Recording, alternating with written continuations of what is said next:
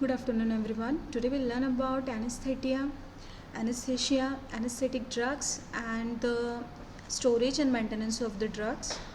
So let's start. See, in anesthesia there is some general anesthesia.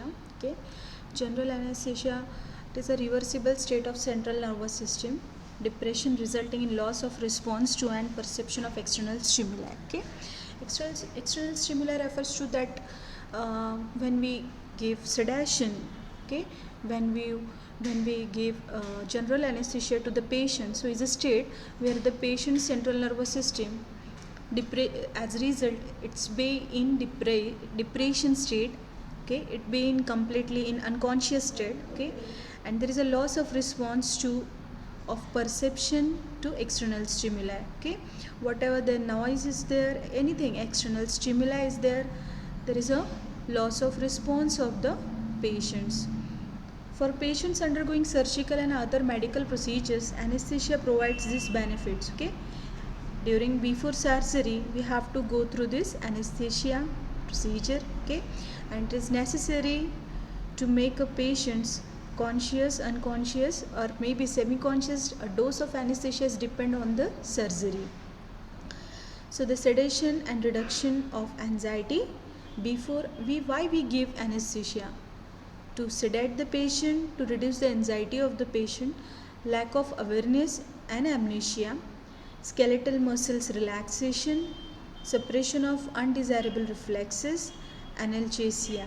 Okay, because no single agent can provide all those benefits, several drugs are used in combination to produce optimal anesthesia. Okay, so sometimes see there are not only single anesthetic drugs can produce the benefits, but sometimes we have to use more anesthetic drugs, more combination of drugs. Okay, to for optimal anesthesia. Okay, this anesthesia is very much useful for to sedate the patient before surgery, to reduce the anxiety of the patient. Okay, then lack of awareness and amnesia, then skeletal muscle relaxations. There is a skeletal muscles anesthesia produces relaxation to the skeletal muscles, and there is a separation of undesirable reflexes. Okay, then analgesia. Now next see pre-anesthetic medications. Okay, to serve the patient calm. Okay, our role is what, we are making a patient calm. Okay, we are relieving their pain, we are protecting the patient undesirable effects of anesthetics or surgical procedures. Right, आपण procedure करायच्या अगोदर पेशंट्सला pain feel न होण्यासाठी, पेशंटला काम करण्यासाठी, पेशंटचं anxiety, पेशंटची चिंता काळजी कमी करण्यासाठी आणि आपली प्रोसिजर व्यवस्थित चांगल्या रीतीने पार पाडण्यासाठी आपण पेशंटला ॲनेस्थेशिया देत असतो. तर त्यामध्ये आपण ड्रग यूज करत असतो, काही ॲनेस्थेटिक प्री ॲनेस्थेटिक ड्रग्स आपण पेशंटला देत असतो, आणि सर्जरीच्या अगोदर हे ड्रग्स, हे मेडिसिन्स आपण पेशंटला प्री ॲनेस्थेटिक मेडिसिन्स म्हणून आपण पेशंटला देणार. आणि हे जे मेडिसिन्स आहेत ते अँटा-ॲसिड H2 receptor blockers. Okay, in H2 receptor blockers like famotidine, anticholinergic drugs like glycopyrrolate. Okay, glycopyrrolate we used to give for to prevent the bradycardia and secretion of fluids. Bradycardia means decreased abnormal pulse rate. Okay, the pulse rate below 60, that we call bradycardia. Okay, so then antiemetic like ondansetron to prevent the aspiration of stomach. Okay, to prevent the vomitings. Then contained and post surgical nausea and vomiting, we are giving antiemetics. Antihistamines like diphenhydramine to prevent the allergic reaction.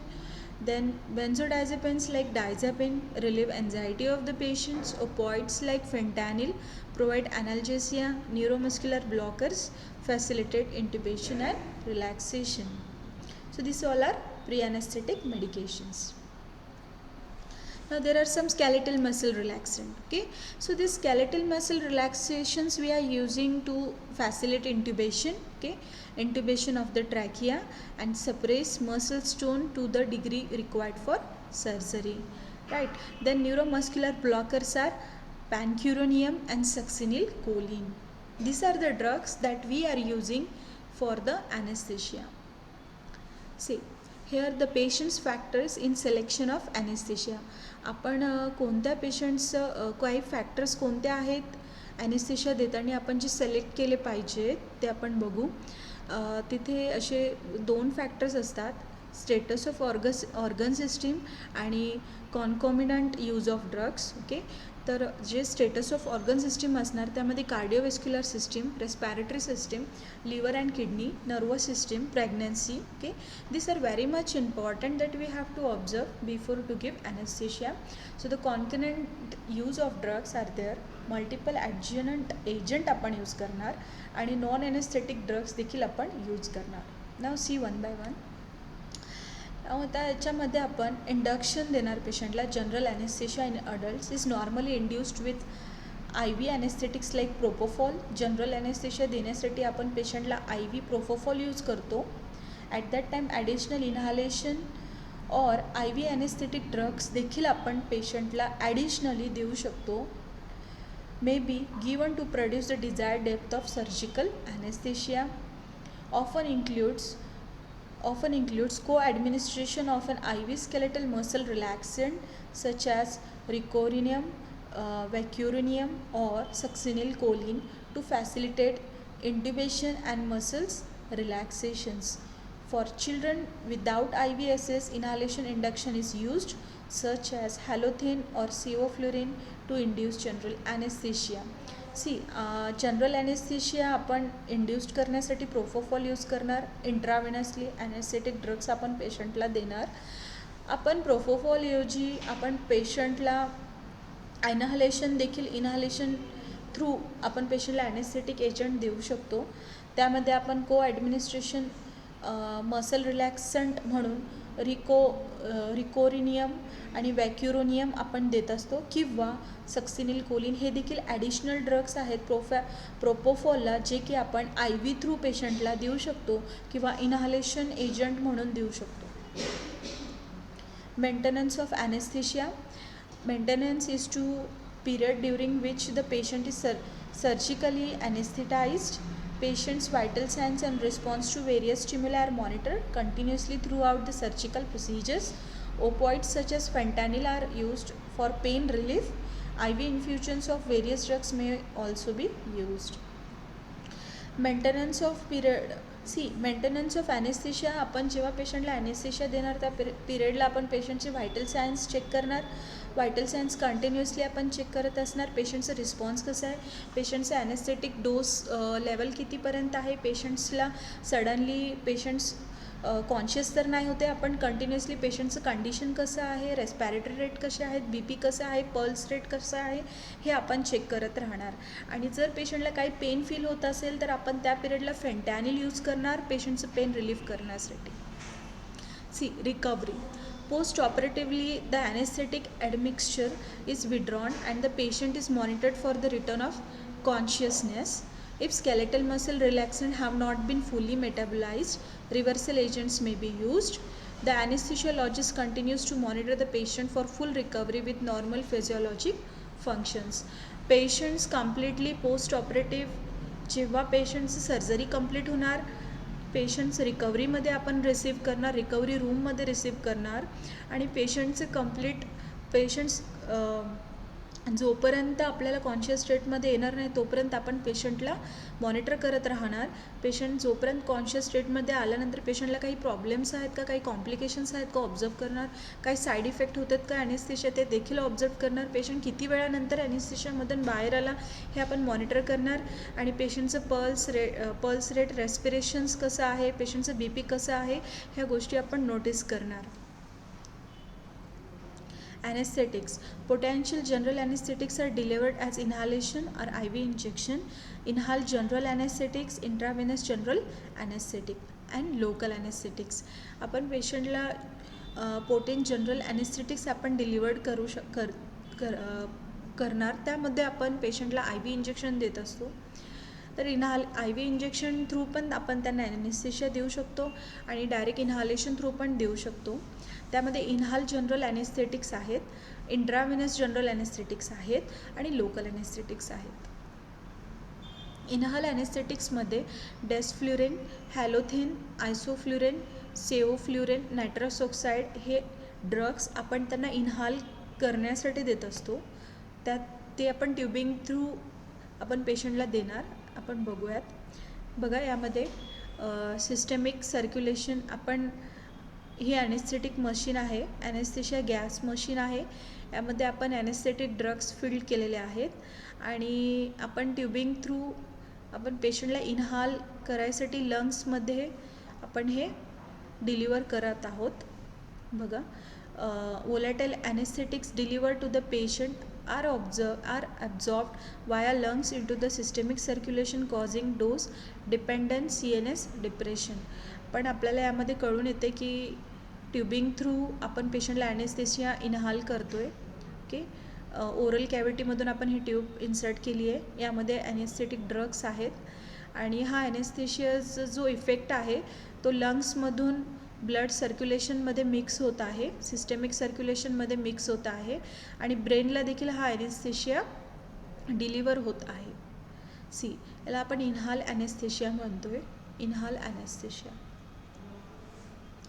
Inhale anesthesia used for maintenance of anesthesia after administration of an IV agent.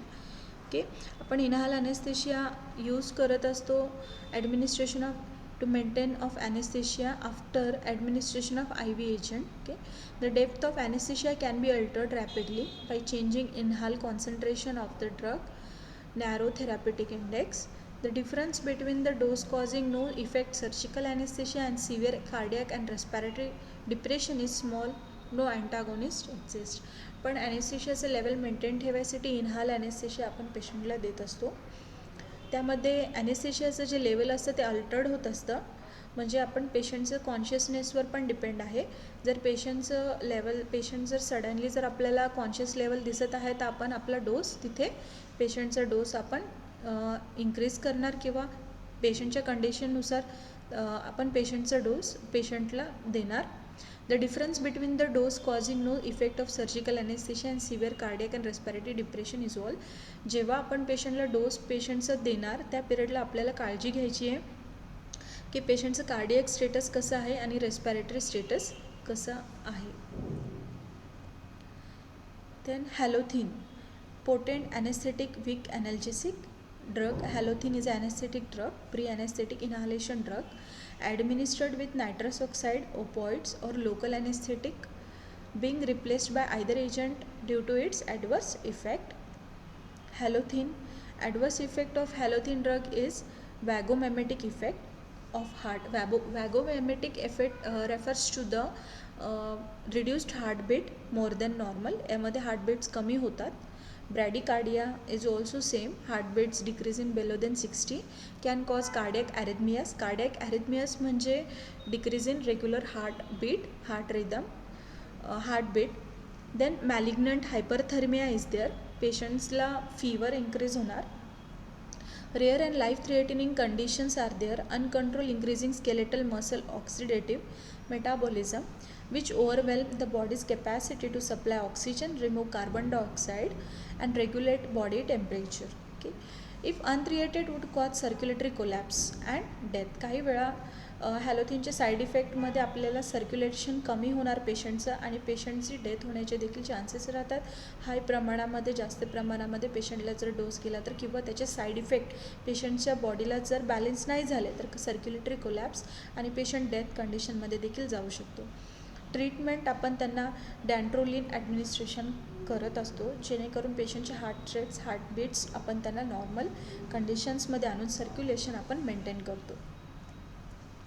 Isoflurane undergoes little metabolism, not toxic to the liver or kidney, does not include induced cardiac arrhythmias, produce dose dependent hypotension due to peripheral vasodilation. Then desflurane provide very rapid onset recovery due to its low blood solubility, the lowest of all the volatile anesthetics. Popular anesthetics for outpatient surgery, irritating to the airway and can cause laryngospasm, coughing and excessive secretions.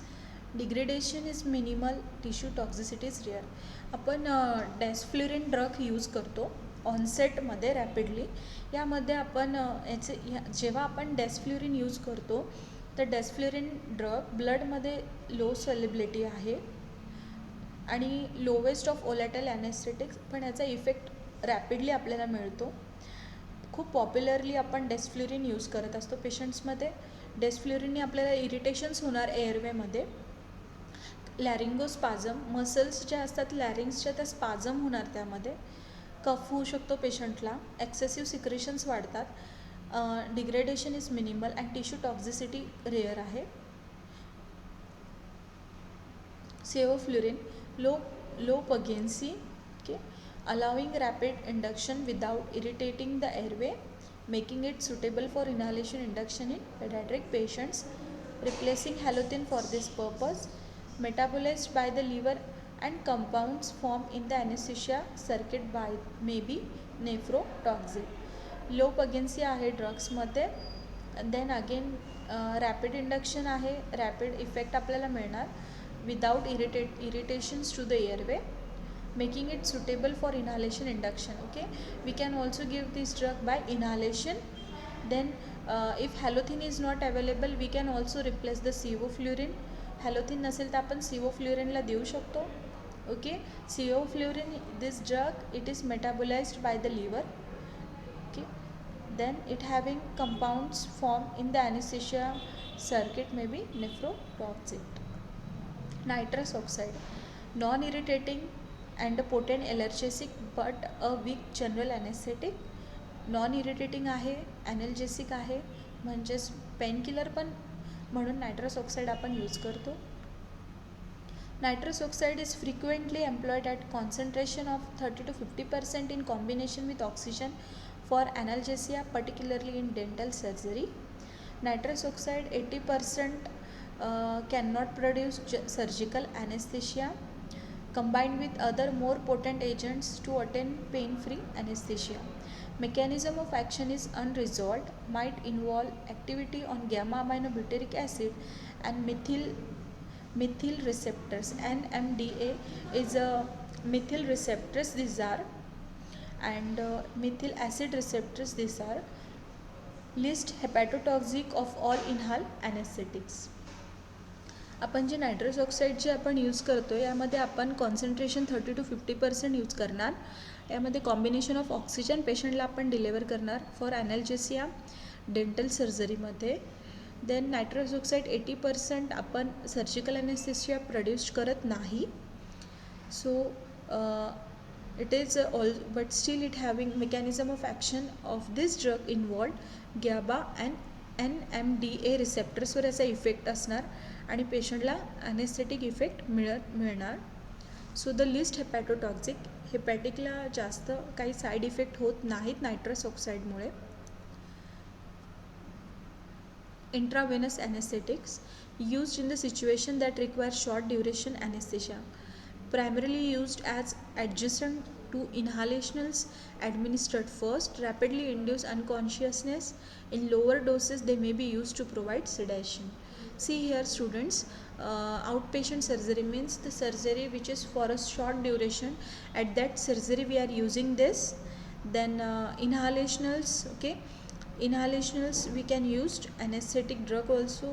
Intravenous anesthesia can be also give as a inhalation, through inhalation tubing मधून आपण देऊ शकतो. पेशंटला rapidly unconscious feel होणार. In the lower doses they may be use to provide sedation. Lower doses आपण पेशंटला देऊन देखील सिडॅशन प्रोड्यूस करू शकतो आणि शॉर्ट ड्युरेशनमध्ये आपण इंट्राव्हेनस ॲनेस्थेटिक्स यूज करतो. IV anesthetic, intravenous anesthetics. Induction. After entering the bloodstream, a percentage of the drug binds to the plasma protein and the rest remain unbound. The drug is carried by venous blood to the heart. See, the majority of the 70% cardiac output, 70% flows to the brain, liver and kidney. Once the drug has penetrated the CNS tissue, it exerts its effect. The exact mechanism action of IV anesthetics is unknown. Recovery from IV anesthetics is due to redistribution from sites in the central nervous system. यामध्ये आपण जेव्हा आपण IV anesthetic पेशंटला देतो, Venus through आपण देणार, So the after entering the bloodstream, anesthesia will enter into the bloodstream blood flora. A percentage of drug binds to it, plasma proteins, and the rest remain unbound. Plasma protein सोबत blood सोबत ॲनेस्थेशियाचं contact येणार, त्यावेळेस blood through हार्टकडे reach होणार, हार्टकडे carried by venous blood to the heart. Okay, through the venous blood is carried to the heart. Then majority of 70% of cardiac output flows to the brain, liver and kidney. Cardiac output मधनं blood brain, liver आणि किडनीला मिळणार. And at that time students see it is penetrate to the central nervous system. Central nervous सिस्टीमला जर effect मिळाला ॲनेस्थेशियाचा, तो patient suddenly ॲनेस्थेशियाचा effect पेशंटला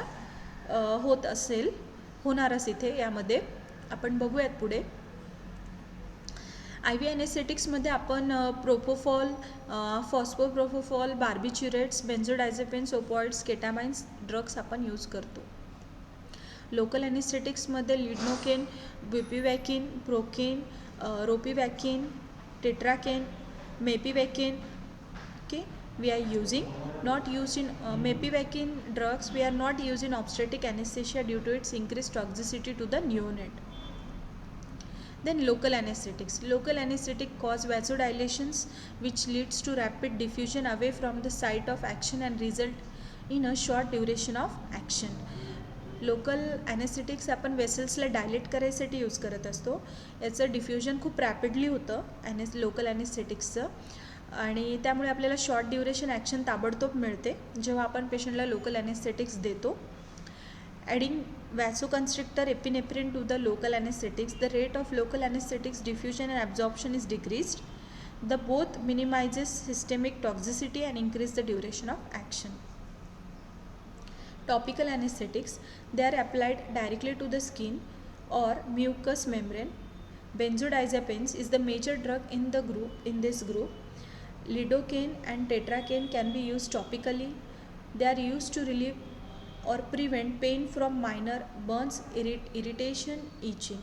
They are also used to numb an area before an injection is given. Expected adverse effect involves skin irritation and hypersensitivity reaction. Topical anaesthetics drugs आपण पेशंटला directly देतो skin mucus मेम्ब्रेनमध्ये. बेन्झोडायझेपिन आपण खूप commonly use करतो.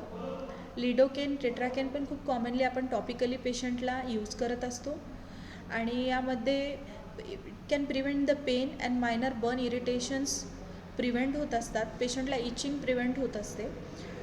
So this is topical anaesthetics. Now see storage and maintenance of drugs. Till late we have seen all the anesthetic drugs. Okay, anesthetic drugs, general anesthetic drugs कोणते आहेत, inhalation drugs कोणते आहेत, local anesthetics drugs कोणते आहेत, IV anesthetics drugs कोणते आहेत, आणि आता आपण बघणार आहोत storage and maintenance of drugs.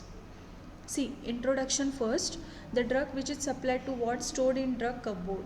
Right, आपण जेव्हा ड्रग आपल्याला वॉर्डमधून मिळतात तेव्हा आपण कबोर्डमध्ये ड्रग्सला आपण स्टोअर करून ठेवत असतो. Provide uniform supply of drugs to the patients. Okay, the drugs are stock in containers such as boxes, flexible racks and shelves. It is ensure that drugs which are stored remain preserved during their storage. There should not be any damage due to high temperature or exposure to sunlight. The drugs are used to be stored as prescribed condition for their storage. See students, when we receive the drugs, this is our responsibility to keep the drug properly in the cupboard, in the shelves, in the racks, in the boxes, and these drugs we are storing properly. Okay, we are maintaining the temperature of the drugs, even we are maintaining that our drug should not be coming exposed to the sunlight. So this is our responsibility of the proper storage and handling of the drug. See, introduction.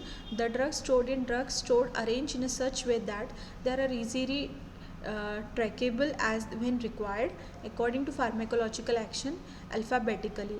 जेव्हा आपण drugs store करणार, आपल्याला easily वेळेवर एमर्जन्सीमध्ये drugs मिळाले पाहिजेत अशाच पद्धतीने आपण ते स्टोअर करणार, आणि आपण अल्फाबेटिकली पण ड्रग्स स्टोअर करणार यामध्ये, कारण आपल्याला एमर्जन्सीमध्ये सगळे ड्रग्स आपल्याला मिळाले पाहिजेत पेशंटच्या सर्जरीच्या वेळेस. So alphabetically also according to pharmacological action आपण त्यांचं डिस्ट्रीब्युशन करणार. The storage should not be under the clinic, should have a sufficient space for movement of stocks and handling. Products are to be stored in a manner that prevent damage due to excessive vertical stacking heights and not to exceed 8 stacks. Store the products as per product storage condition to prevent deterioration of finished product on storage. Monitor and record the temperature of storage area on daily basis. See student, आपण पेशंटला जे drugs देत असतो, okay, पेशंटचे drugs not handle the cleaning, okay, should have a sufficient space. आपल्याला पेशंटचे drugs handle करायसाठी जे स्टोअर आपण यूज करणार त्यामध्ये क्लिनिंग हवं आहे, स्टोरिंग व्यवस्थित हवं आहे, हँडलिंग व्यवस्थित हवं आहे. देन आपल्याला डॅमेज प्रिव्हेंट करायचे.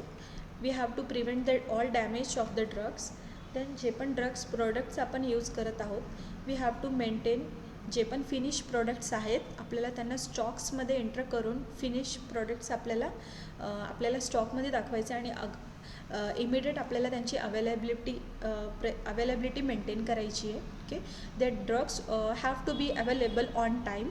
So proper indent is necessary. Monitor and record temperature of every drug is necessary. Then storage environment. The storage environment should possess the following: adequate temperature, sufficient lighting is needed, clean condition is needed, humidity control, okay, cold storage facilities is needed, adequate shelving to ensure integrity of the stored drugs. Storage and maintenance. See, drugs to be stored under condition that prevent contamination as far as possible deterioration. Well closed container. See students, we are using well closed container because precautions to be taken in relation to effect of the atmosphere, moisture, heat and light. आपल्याला ड्रग्सला moisture, heat, लाईटपासून, ॲटमॉस्फिअरपासून आपल्याला protect करायचे. ड्रग्सला protect from the moisture means that product is to be stored in airtight container. Protected from light. The product is to be stored either in container made up of material that absorb arsenic light sufficiently to protect the content from change induced by such light. Okay, काही वेळा सनलाईटमुळं ड्रग्समध्ये changes येऊ शकतात, तर त्यामुळे आपण airtight container use करणार जेणेकरून पेशंटला ड्रग्सचं साईड इफेक्ट न होता आपल्याला ड्रगचं पूर्ण पॉझिटिव्ह इफेक्ट आपल्याला हवं आहे. See temperature. इन डीप फ्रीझरमध्ये temperature -°F we are stored. In a refrigerator 2°C to 8°C we stored. Cold or cool pack आपण यूज करत असतो, कोल्ड कूल पॅक. त्यामध्ये आपण 8°C to 15°C we stored. रूम टेम्परेचर 15°C to 25°C. Then arrangement of drugs on shelves. See, shelves should be made up of steel or treated wood. Shelves should be strong. Drugs are arranged in alphabetical order of generic names. Each dosage from drug is arranged in separate and distinct areas. Sufficient empty space should be demarcate one drug or doses from another. The storeroom. A well arranged store enables easy identification of drugs and shelves. Sometime picking a drug from the shelves. This help removes drugs quickly and makes an easy inventory control. आपल्याला माहिती आहे, जर आपल्या स्टोरूममध्ये व्यवस्थित identification आपण जर केले ड्रग्सचं आणि ड्रग आपण शेल्फ्समध्ये अल्फाबेटिकली आपण अरेंज करत आहोत, तर आपल्याला क्विकली ऑन टाईम एमर्जन्सीमध्ये ड्रग्स आपल्याला मिळणार. Drug expiry.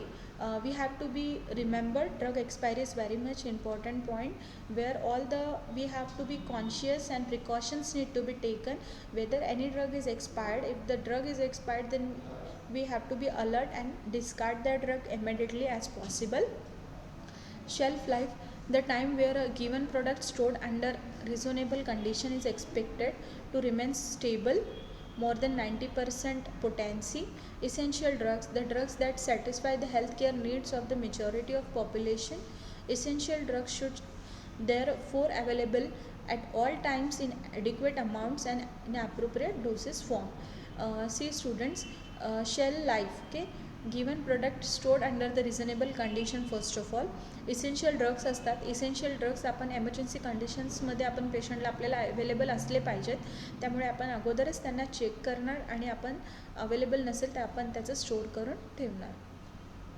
Storage, maintenance and security. All drugs include samples should be maintained separate from medications in a locked cabinet which is sufficiently secure in deny access unauthorized person. आपल्याला असं storage करायचे ड्रग्सला जेणेकरून आपण maintain separate from non medications in a lock cabinet. Okay, आपल्याला ॲथोराइज्ड पर्सनकडे याचं आपल्याला maintain ठेवायचे, सगळ्या सेक्युरिटी आपल्याला मेंटेन करायची ड्रग स्टोरेजचे. आपल्याला सगळं प्रोटेक्शन ठेवायचे. Key should be available only to authorised personnel who are assign medications related responsibilities. Key आपल्याला ज्या मेडिसिन आपण जिथे कबोर्डमध्ये आपण लॉक करून ठेवले त्याचं की आपल्याला ऑथराइज्ड पर्सनकडेच द्यायचे. Storing medicines that are for external use only, separate from medications intended for internal use. जे एक्सटर्नल मेडिसिन्स आहेत ते मेडिसिन्स आपण सेपरेट ठेवणार. ओके, आणि जे इंटेंडेड मीन्स एमर्जन्सीला आपल्याला जे स्टोअर आपण करून ठेवलेत की आपल्याला ते जेव्हा नीड असेल तेव्हाच आपण काढणार, आपण त्याचं सेपरेट यूज करणार. So this is all what regarding anesthesia, anesthetic medicines, storage, handling, maintenance and security of the anesthetic drugs and medicines.